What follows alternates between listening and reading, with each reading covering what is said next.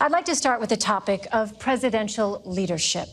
28 years ago, tomorrow night, Lloyd Bentsen said the vice presidential debate was not about the qualifications for the vice presidency, but about how, if tragedy should occur, the vice president has to step in without any margin for error, without time for preparation, to take over the responsibility for the biggest job in the world. What about your qualities, your skills, and your temperament equip you to step into that role at a moment's notice? Senator Kaine. Elaine, thank you for being here tonight. And Governor Pence, welcome. It is so great to be back at Longwood University in Farmville, Virginia. This is a very special place. 65 years ago, a young, courageous woman, Barbara Johns, led a walkout of her high school, Moton High School. She made history by protesting school segregation. She believed our nation was stronger together, and that walkout led to the Brown versus Board of Education decision that moved us down the path toward equality. I am so proud to be running with another strong, history-making woman, Hillary Clinton, to be president of the United States. I'm proud because her vision of stronger together, building an economy that works for all, not just those at the top, being safe in the world, not only with a strong military, but also strong alliances to battle terrorism and climate change, and also to build a community of respect, just like Barbara Johns tried to do 65 years ago. That's why I'm so proud to be her running mate. Hillary told me why she asked me to be her running mate.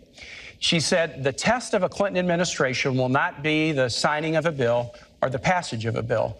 It'll be whether we can make somebody's life better, whether we can make a classroom better learning environment for school kids or teachers, whether we can make us safer. It's going to be about results. And she said to me, you've been a missionary and a civil rights lawyer.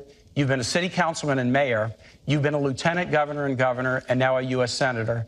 I think you will help me figure out how to govern this nation so that we always keep in mind that the success of the administration is the difference we make in people's lives. And that's what I bring to the ticket, that experience, having served at all levels of government. But my primary role is to be Hillary Clinton's right-hand person and strong supporter as she puts together the most historic administration possible. And I relish that role. I'm so proud of her. I'll just say this. We trust Hillary Clinton, my wife and I, and we trust her with the most important thing in our life. We have a son deployed overseas in the Marine Corps right now. We trust Hillary Clinton as president and commander-in-chief, but the thought of Donald Trump as commander-in-chief scares us to death. Governor Pence. Well, first off, thank you, Elaine, and thank you to Norwood University for their wonderful hospitality. The Commission on Presidential Debates is deeply humbling for me to be here.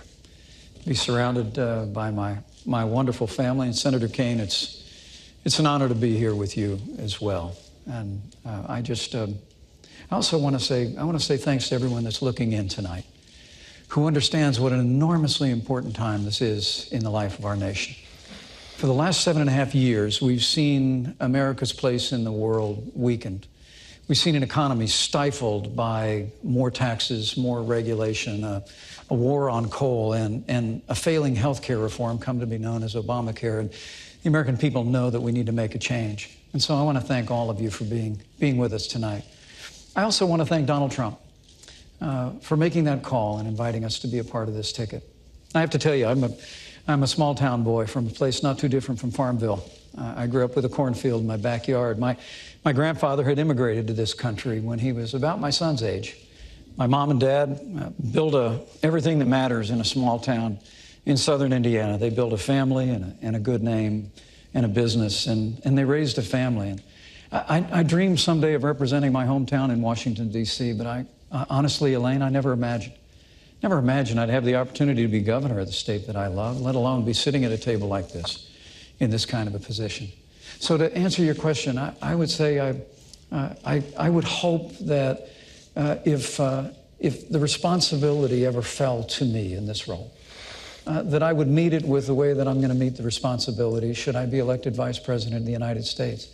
And that's to bring a lifetime of experience, a lifetime growing up in a small town, a lifetime where I've served in the Congress of the United States, where I've led a state that works in the great state of Indiana. And whatever other responsibilities might follow from this, I would hope, and frankly, I would pray to be able to meet that moment with that lifetime of experience.